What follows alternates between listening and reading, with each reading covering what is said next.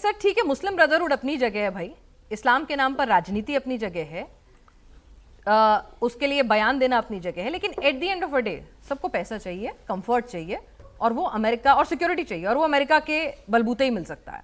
तो yes man कहने में कोई गुरेज नहीं है।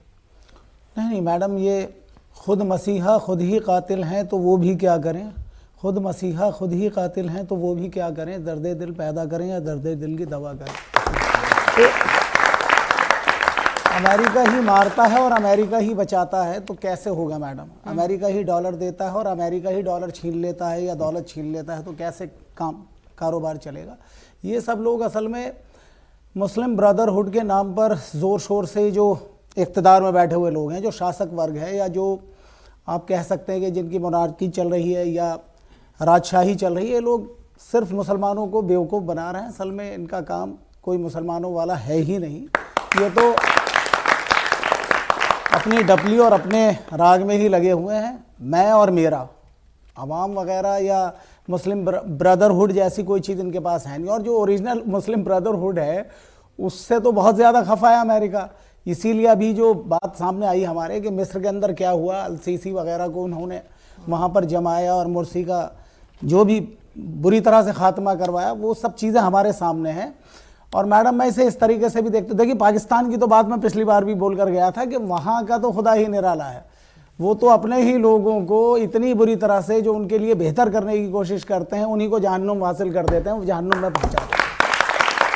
इमरान खान जैसी बड़ी पर्सनालिटी जो एक वर्ल्ड फेम पर्सनालिटी थी और वो मुल्क को गरीबी की दलदल से निकाल रहा था, उसे पावरफुल बना रहा था इकोनॉमिकली, उसको ही उन्होंने ठूस दिया। और उसके साथ इतनी बुरी बुरी खबरें आती हैं उसको लेकर, यानी एक नेशनल हीरो की अगर इतनी दुर्गति हो सकती है, मैं तो सोच भी नहीं सकता कि मेरे मुल्क के अंदर कोई ऐसा सोचता भी होगा अपने उन पुराने नेशनल हीरोज़ को लेकर। हम आज भी याद करते हैं, हमने आज भी वीर सुभाष की 2 दिन पहले जयंती मनाई है और हर साल मनाते हैं हम, है ना। फुल ड्रेस के साथ रिहर्सल होती है हमारी, लाल किले तक आती है। मैं स्कूल में पढ़ता था, बच्चा था, फतेहपुरी स्कूल में, तो मुझे मालूम नहीं था, मैं चांदी चौक के स्कूल में, फतेहपुरी मुस्लिम सीनियर सेकेंडरी स्कूल में पढ़ा हूँ, तो फुल ड्रेस की रिहर्सल होती थी और हम लोगों की छुट्टी होती थी, तो स्पेशल स्कूल की तरफ से हमें ऑर्डर होता था कि बेटे इसे ड्रिल को देखने आप और परेड को देखने ज़रूर आना।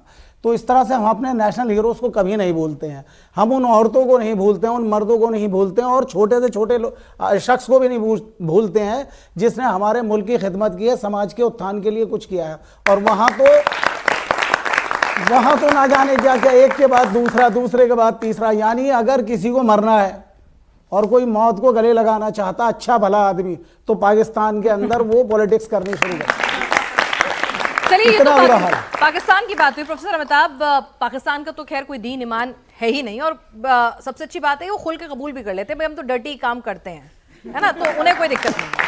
ठीक, इंटरव्यू देने का इतना शौक है कि बार बार अपनी फजीयत खुद कराते हैं। लेकिन यहाँ बात करें ट्रंप की, तो ट्रंप ने सीधा सीधा मैसेज पूरी दुनिया को दे दिया है कि मैं, अगर जैसे कहते हैं कि भाई बंदूक की नोक पे, वेनेजुएला का एग्जाम्पल दे दिया, उसके बाद फिर मेक्सिको और आसपास के कांगो, सब देश जो हैं वो थोड़ा शांत हो गए हैं। कूटनीति के लिहाज से, सैंक्शंस के लिहाज से, हर तरीके से जो भी करना होगा करूंगा, उससे गुरेज नहीं करूंगा, मेरी हाँ में हाँ मिलाओ, मेरे सामने सरेंडर करो। तो क्या वाकई में मतलब ये हम मान लें कि अमेरिका के सामने किसी की नहीं चलेगी, ना ताकत में ना पैसे में, and that's the only option? देखिए, अमेरिका के सामने पहले भी किसी की नहीं चली थी और आज भी नहीं चल रही है, इसमें तो कोई विवाद नहीं है। लेकिन पहले अमेरिका करता था, उसको एक अमली जामा जब पहनाया जाता था तो उसमें कहते थे ये डेमोक्रेसी लाएंगे, ये लिबरलिज्म लाएंगे, यहाँ इलेक्शंस नहीं हो रहे हैं, यहाँ पे एक सत्ता परिवर्तन करके हम अच्छी सरकार लाएंगे। वो सारे ड्रामे ट्रंप साहब बिल्कुल नहीं कर रहे हैं। जबकि वो पूरे वेस्ट एशिया में डिक्टेटर्स को लाते थे, पाकिस्तान में डिक्टेटरशिप को बर्दाश्त करते थे, पाकिस्तान को डेमोक्रेसी कहते थे, और जो उसका प्राइम मिनिस्टर होता था या तो वो जेल में जाता था हटने के बाद, या जेद्दा, रियाद और लंदन में होता था। तो ऐसे मुल्कों को उन्होंने प्रमोट किया है।